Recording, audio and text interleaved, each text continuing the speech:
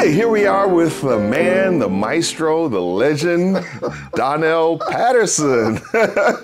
Brother Donnell, how you doing, sir? I'm doing quite well, Pastor. Oh my God, it is really wonderful to have this sit down with you and to be able to just talk a little bit about like who Donnell Patterson is. Oh Lord. I think we'll start there. So, let's talk about who Donnell LaRoque Patterson. Oh, you got the middle name in there. Did I say it correctly? Yes. Let's see. Let's talk about your upbringing and where you grew up. Oh Lord. All right. Small town, Kinston, North Carolina. Okay. Situated on the east coast of Carolina, where there used to be, oh my gosh, just big tobacco growing, agricultural stuff. Not coastal, where Morehead City is, or where the Emerald Islands is, and kind of situated away from 2 hours on our west side, where we would call the Triangle area, Raleigh, Durham, Chapel Hill, where all the university is. So we're kind of situated there, where at this point very little is happening, but a really close community where everyone kind of knows everyone. Yeah. To the point where I was blessed, where my school teachers during the day met them Sunday morning at Sunday school. Okay. Same teachers. Same teachers. So I had to keep it together. You had to be on the straight and narrow, right? Wow. Blessed to be raised by my grandmother, who was a devoutly religious woman, who just poured all of her wonderful attributes into me, and which I continue today. So it's safe to say you grew up in church. Had no choice, Pastor. Yeah. Okay. We weren't listening to anything else but gospel. Okay. All right. And there's another side story to that, but and anytime there was a church service or revival in the area, we were there. Okay. Sometimes on Saturday. Okay. Okay. So I ended up playing in church eventually, but I had a Sunday service that I would go to two different churches, and then I started playing for a Seventh-day Adventist church. So my whole weekend, oh my goodness, was church. So you're a church boy extraordinaire. Like that's. So when did you? What age were you when you really started playing? Well, that's amazing. Well, since that was kind of my environment, and somewhere it was like that's what I want to do. I just want to play. I want to play at the church. Okay. So there was a Baptist church near me, which from my front door window, I could see the back of the church had a big window, and whenever the lights were on, I would just run to the church. Okay. And if it was a rehearsal, I'd just sit in the back and listen. Okay. So anyway, but my music beginnings starts with my mother, who played a little bit. She had 3 good chords. Okay. And she taught them to me. Okay. So I played those for like years and years and years. Yeah. And then at church, you would get these people who would just show you things. I would be hanging on the piano, kind of that, apprenticeship kind of thing. Put your hands here, do this kind of thing. And then I had a few good chords, and then I got kind of drafted to play for the Sunday school choir. Oh boy. So, after you bring all the Sunday school classes together, you would sing some hymns. Sure. So I was kind of like forced up there to play, and I don't know what I was doing or whatever, but that encouragement. Yeah. Like, okay, I think I should keep going. Eventually, I started taking some lessons. Okay. But that was interesting. I stopped after a few because I thought after you take 3 or 4 lessons, I should be able. Right. I should be Liberace. I'm good. And I remember a small boy telling the teacher, this guy, that I think you're a very bad teacher. I should be able to play by now, so I will not be coming any longer. Gee. But I continued to play on my own. Okay. Okay. Somewhere in middle school, I had a teacher who said, like, you need to be taking lessons. Okay. So then I was hooked up with the piano teacher in our area, who was an amazing person. And so that is where I got my classical start. Okay. And got into the theory of music and learning all the intricacies of music. And then churches started asking me to play, but these are pastors. These are little small southern churches. Sometimes the keys on the piano were missing or not there or whatever. And And I realized that back in now, some of the things I would play, and they could say, "Oh, you sound good." And I'm like, "Okay, I don't know what I'm doing." But that, encouragement, Sure. that is the environment that I kind of grew up in, and that is kind of has been my motivation of when I worked with whoever groups and just motivating people and just seeing where people can go from and where they can go arrive to. Yeah. So that's been my thing, and I've always had the encouragement of, go ahead, you can do this, and never in terms of my musical pursuits about, well, how you gonna make a living? And for me, that was never. I was too young to even think about that. Right. I just like, this is what I love. Okay. And I was just always given that encouragement to go do it, and here I am today. So you had some Baptist influences, and what were some of the other church? Seventh-day Adventists. Seventh-day Adventists, right? Oh, well, I played for all kind of churches down there. Didn't matter. Except, Pastor, in the South, at least in that part of the neck of the wood, the A.M.E. church was not. We had one. Okay. But we never went. It was down the street from the Baptist church. Okay. And we just would see people going, but they come from the other side of town, kind of, sort of. Yeah. And just didn't know anyone who went there. Okay. And until I came up to Boston, I got indoctrinated by fire for the A.M.E. church at Charles Street. Wow. How about that? I'm like, what's a decalogue? So you had to learn that whole liturgy and doxology, all of that. Mm-hmm. Right. Yeah. God, you became proficient at it. Are there any like childhood memories that stand out as special? In terms of the music piece? Or anything, yeah. Well, yeah, it does indeed. I also remember, and I hold on to this really strongly. Again, we had revivals that would come through. Yeah. And their revivals meant there would be a tent put up at some place. Right. Sawdust. Yeah. Yeah. You'd be there for a week. And I mean, that's what we did. Okay. I do honestly remember going to these summer revivals and praying. Okay. I just want to play. Yeah. I just want to play. Okay. I was okay, but that gift thing. And there was a service where I was slain. Okay. And my recollection is from there was an improvement of movement where I was just being asked to do this and this, and things came together. So by the time I was a junior in high school, my teacher suggested that I apply just out of blue to this School of the Arts in Winston-Salem, which was like 2 hours from my house. Okay. It was a School of the Arts, where they, like, me? Not thinking I would have a shot in the dark, made an audition tape, applied, and got accepted. So announced to my grandmother that I would be going to this, leaving my high school, my hometown, to go to this residential high school of the arts. And that really was like a kickstart. But I go back to that asking for this gift. Yes. And asking for, for it to be, really, that's what I really wanted to do. Yeah. And here I am. Wow. I believe that really was a kickstart for things. And in the church world, we call that the anointing, right? Yes. Wow. That is, and I was small. I was a young boy. Yeah. But that's what I was asking for. That's powerful. And it was given.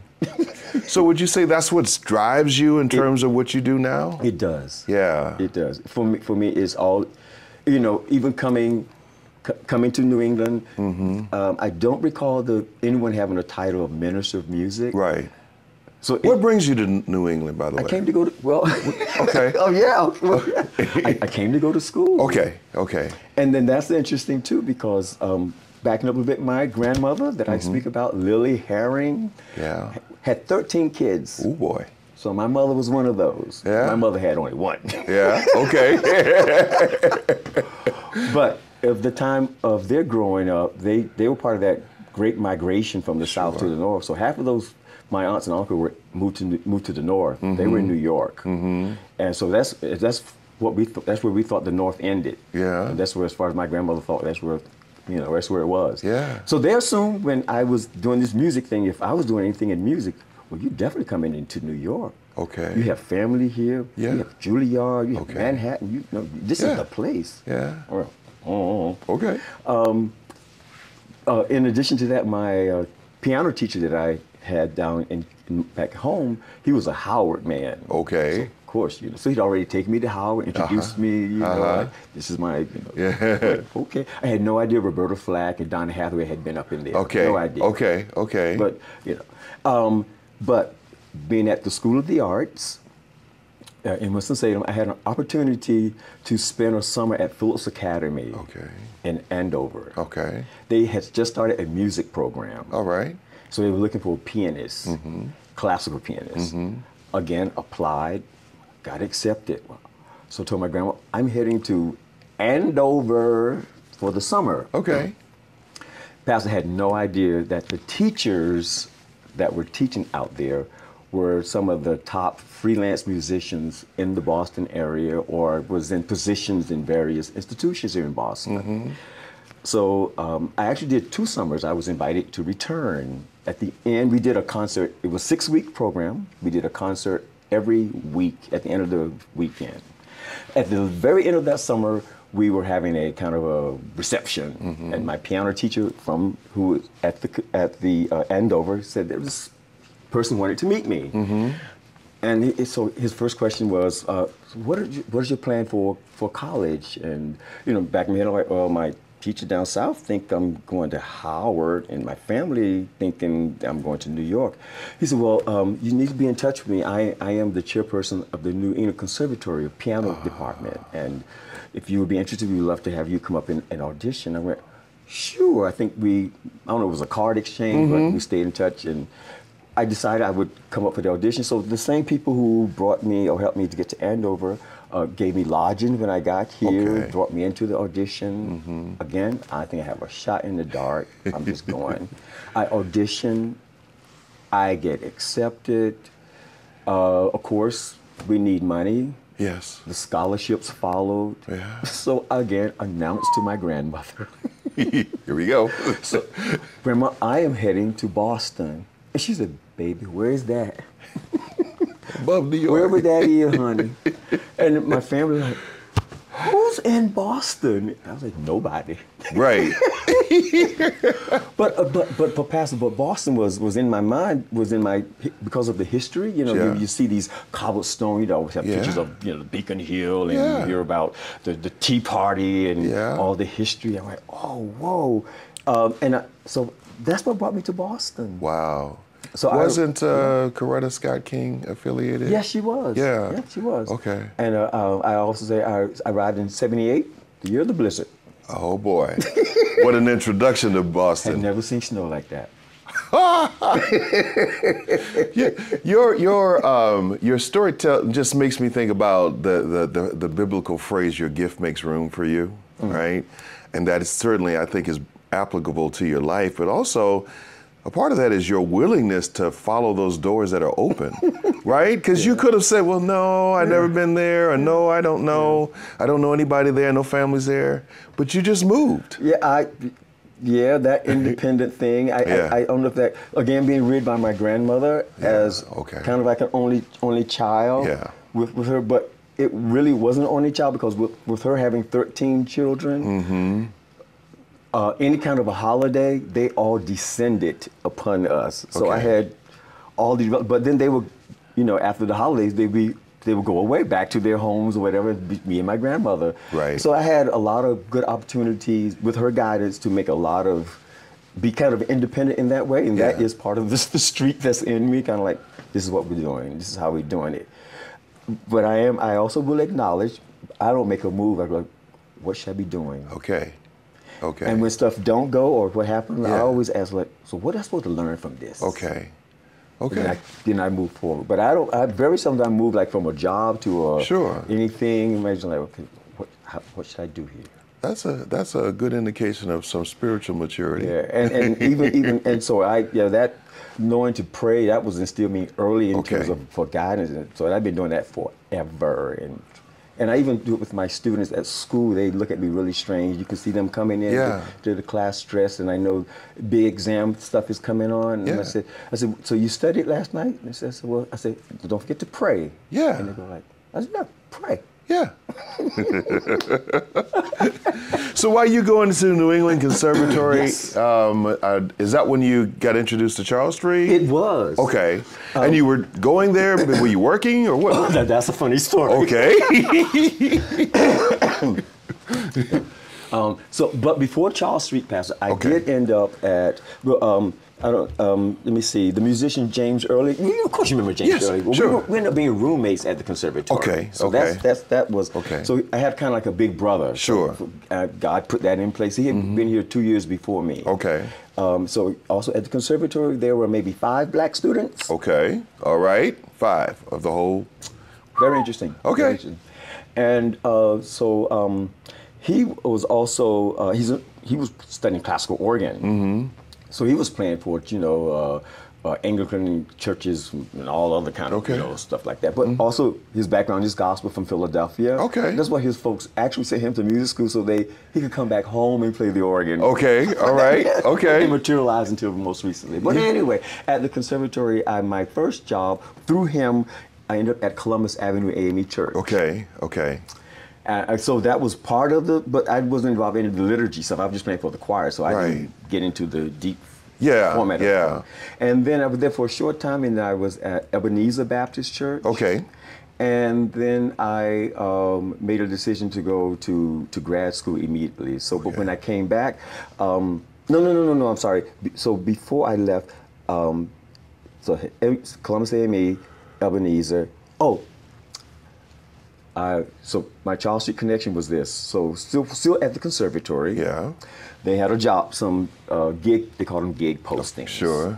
So there was a posting there for a Charles Street A.M.E. church. Gotcha. I have no idea what the A.M.E. is for. Okay. But Charles Street. Uh-huh. I quickly take the information down. I obviously really quickly said Charles Street. So for me in Boston, the conservatory is located Huntington Avenue, Gainsborough Street, behind Northeastern. That's my back bay. That's my life. Okay. That's all I know about Boston. I was told don't cross the railroad tracks over there. That's where Bob the Chef was in Roxbury. Yeah, right. So I had not even ventured into Roxbury. Okay. So, but Charlestown, which is an interesting little story. Yeah. So Charles Street, I know where Charles Street is. That's Beacon Hill area. So I head off for the interview for Charles Street A.M.E. Church up at Charles Street. Okay. There is there's no church there. There's an African meeting house there, but that's not. Yeah. And I think past that point, either I had to, go to a payphone because it's back in the day. Yeah. Oh yeah. Talking, right. And I said, "Oh no, honey, we're in Roxbury." And I'm like, where was that? But anyway, I found Roxbury and Barbara Lowe. Okay. Okay. Yeah. And Elta Gary took me under their wings. Okay. And taught me all the stuff that I needed to know. And at the time, Donald Luster was the pastor at that point. Remember Donald? Yes. So that's how I got to Charles Street. So now, how do we get you to St. Paul A.M.E. Church? That's what I want to know. So I do leave Boston. I go to grad school. As soon as I complete my studies at NEC, I could go for a master's down at University of South Florida in Tampa. Okay. And I'm there, and then I come back, and I'm teaching in Cambridge. Yep.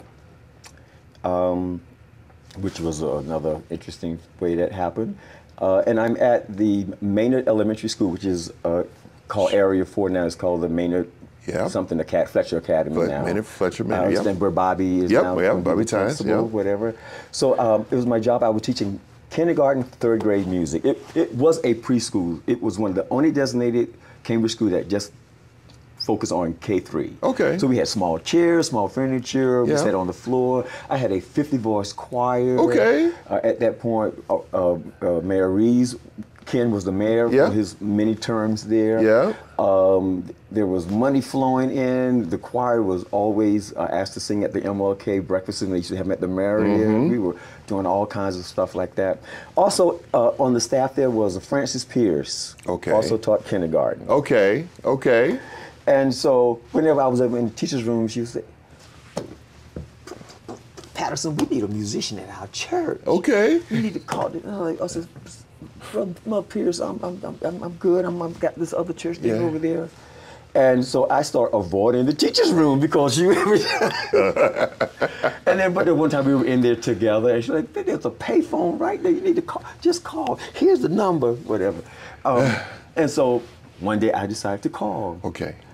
Pastor, of all times, this man answers the phone, not the secretary. Okay. I said, "Hi, yeah, this is Donnell Patterson. I'm trying to reach St. Paul. I understand you have." He said, "This is Pastor Addles." I'm like, "Hi, Pastor Addles." He said, "Yeah, we're looking for some." He said, when can we meet?" I said, "Well, how about sometime like next week?" He said, "What about tomorrow or this week?" And I said, "Oh, okay, fine."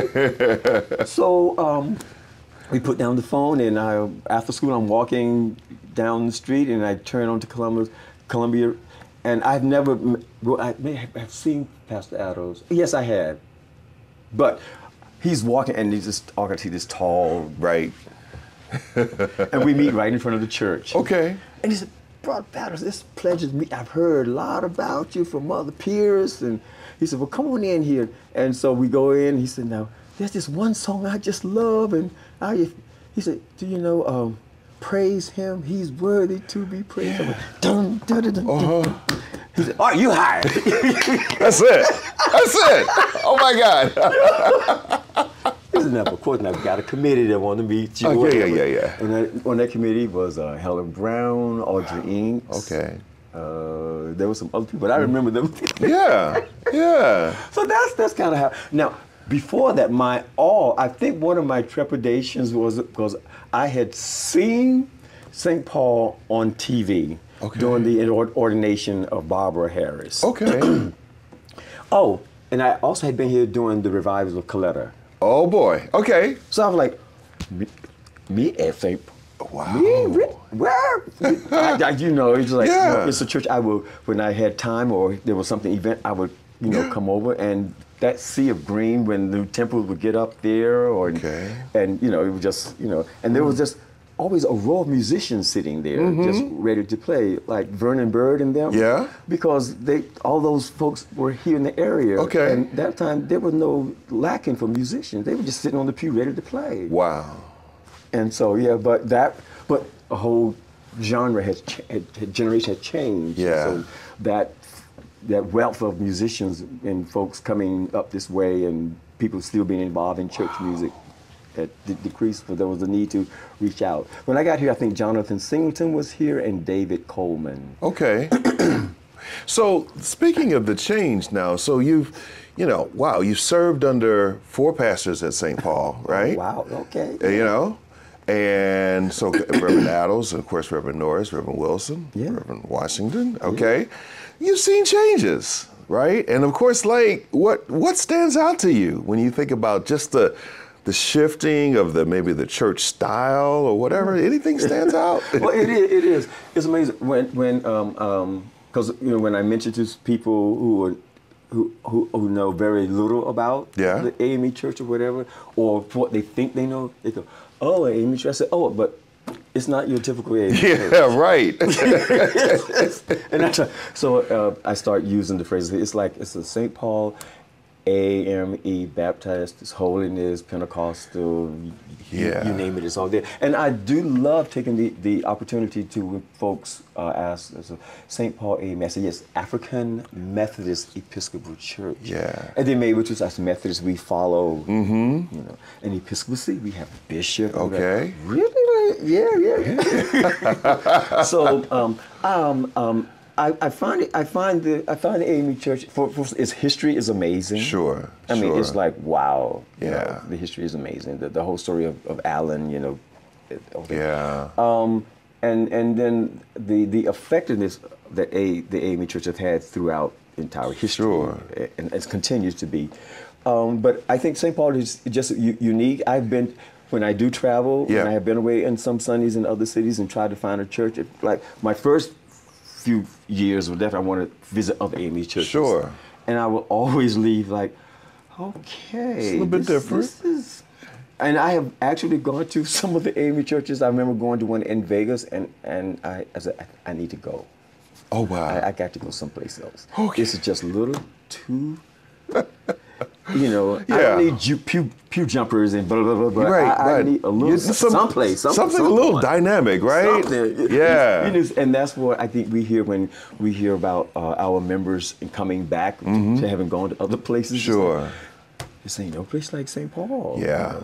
And definitely it has changed over the 30 years I've been here, but still that has been consistent. It's very spirited, very warm, engaging. Yeah.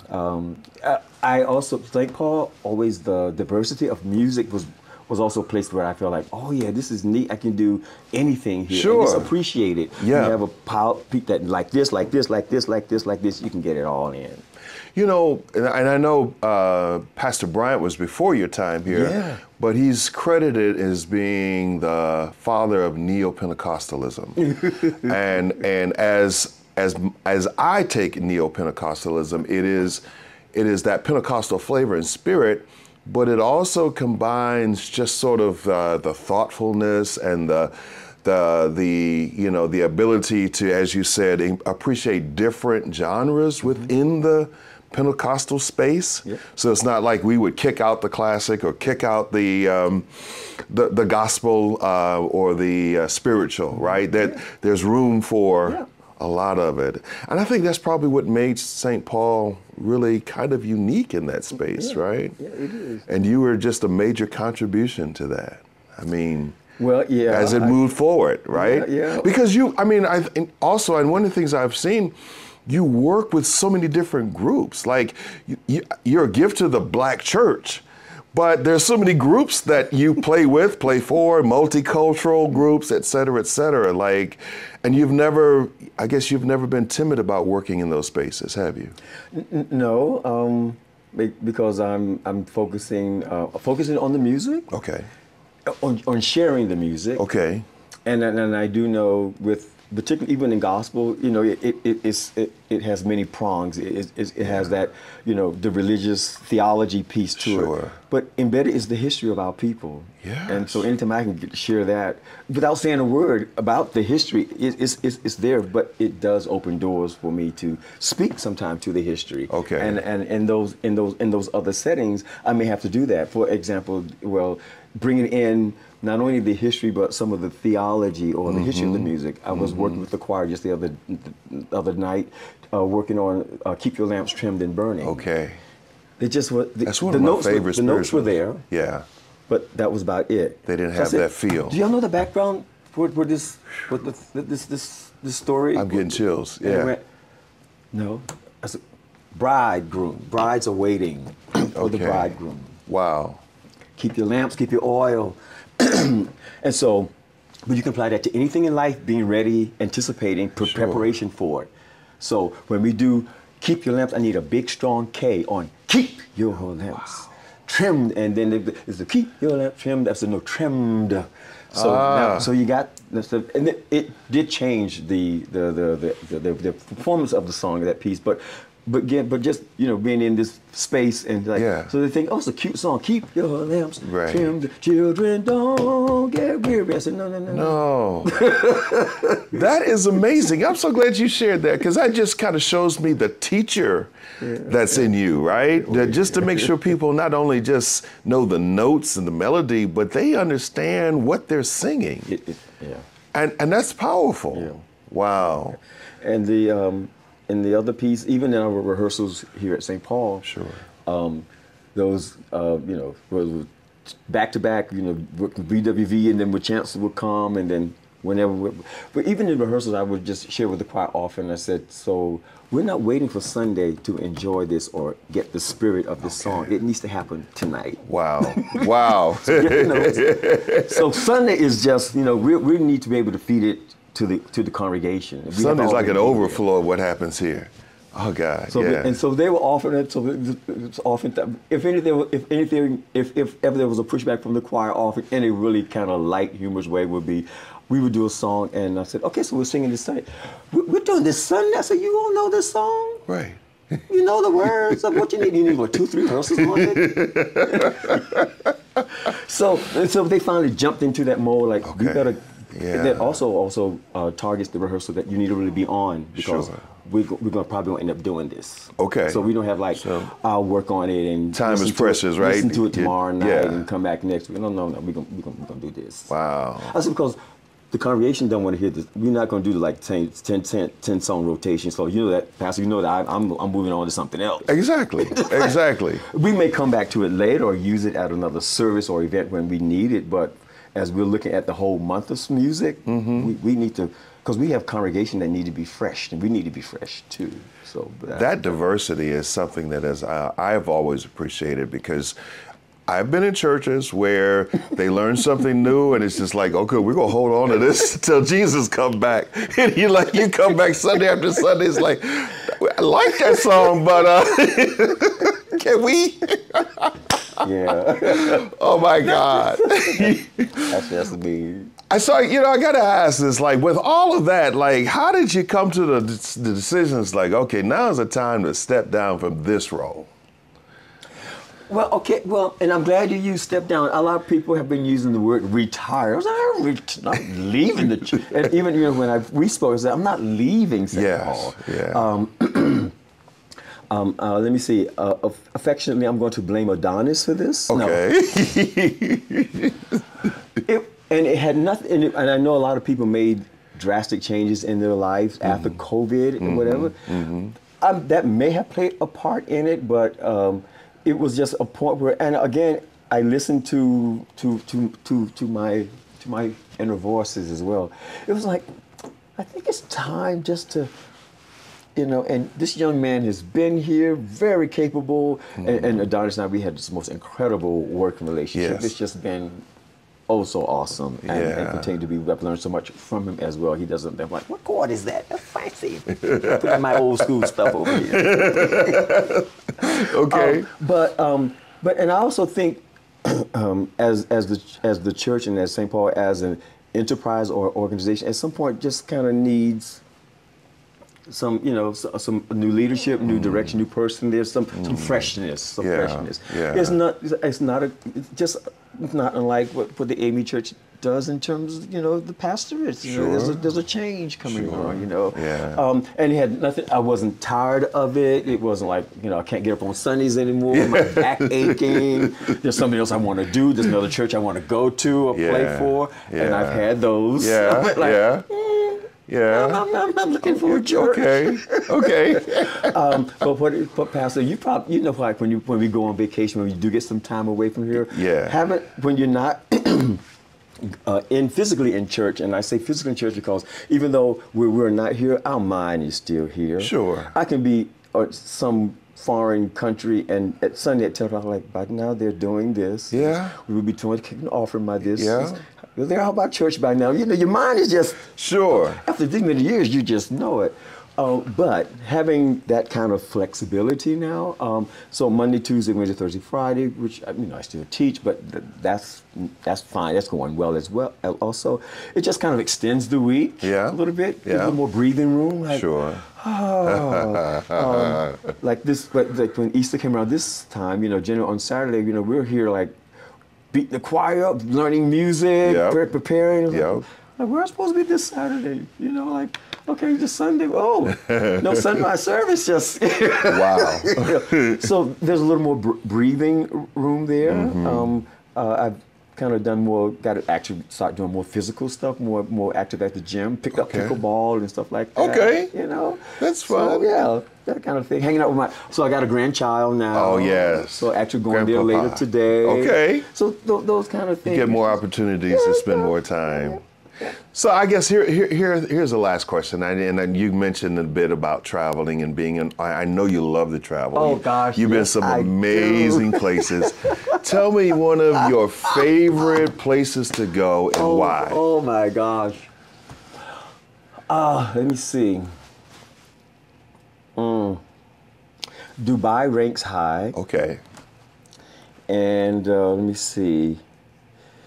Last summer, I was just kind of taken aback. This small place called Malta. Okay. Let me see. Those two stands out. France is France and Germany. Yeah. Western Europe is. I would love to see your passport, but anyway. I have several. Dubai. First of all, being in the Middle East and you hear about it, and we are a wealthy country. Yeah. Dubai is stinky rich. Yeah. So first of all, they have like one of the largest indoor malls in the world. Yeah. And inside is a ski resort. Oh boy. You can go skiing in Dubai. Inside the mall. Slopes and all. Amazing. Snow. It's ridiculous. And so here in Massachusetts we don't see much about it, but down south we have cars that don't necessarily pass the inspection and smoke is coming out and doors hanging off. In Dubai, it's top of the Porsche. Everything. I mean, no one. There's no. I'm a car fan, so that's what I've seen about Dubai. Yeah. It's just Roses and Porsches and everything. And teens driving is at the same, and then you're just walking down a regular street or whatever. Yeah. The type of expensive tile we was reserved for a Sun or Whirlpool. Yeah. It's on the street. It's in the mall. You just walk. I'm stepping on this. But what also is unique is the culture. I mean, you're in an Arab world. Okay. There's no. We're not putting up any other language signs other than Arab. Okay. Maybe some English, but they all speak English. Okay. But it was interesting, a few things. When you travel, you learn. Yeah. So I'm riding the metro. They only have one long metro that runs from one end of the major city of Dubai up, so you can't get lost. But anyway. Okay. I'm standing there. I got my little card to get on, and the train comes up, and I realize that these cars kind of empty and. Everybody's full. I'm gonna go. There's a seat right here. Yeah. Door opening, and I plop down. And I think I have just landed.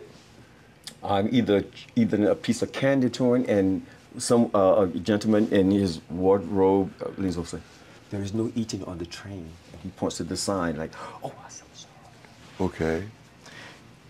And then, or was it that? Then on another instance was a bus area. I get on, and again there's empty seats up front, and there's a lot of people in the back, and I get, and they said, "Oh no, only women in this section." And he points to this, and there's only women sitting here anyway. None of them have said anything, but the man from the back comes. Is the sign in Arabic though? No, it's but also in English. Oh, okay. You get fined. Oh. So when I did that again on the train and realized that I was in the wrong section, as soon as that train stopped, I got off, and then right on the floor before there's another posting. Women only. Oh boy. So the uniqueness of that culture, experiencing it. Yeah. And I think travel is about learning, and Yes. also the differences is not necessarily good or bad, but how the world is different. Yeah. We begin to think that everything is kind of like the same, and we expect the same, and nothing is worse than hearing Americans go to be in another country. Say, well, it's not like this back, and like, well, why did you come? Exactly. The If you food is expected it to be the same. So Dubai is it, but Malta was a place where, again, has been ruled by some of everybody because it's small and where it's located in the Mediterranean. But it would be one of those places like, I could retire here. Wow. It's gorgeous. And, So if we miss you from singing, you might be in Malta.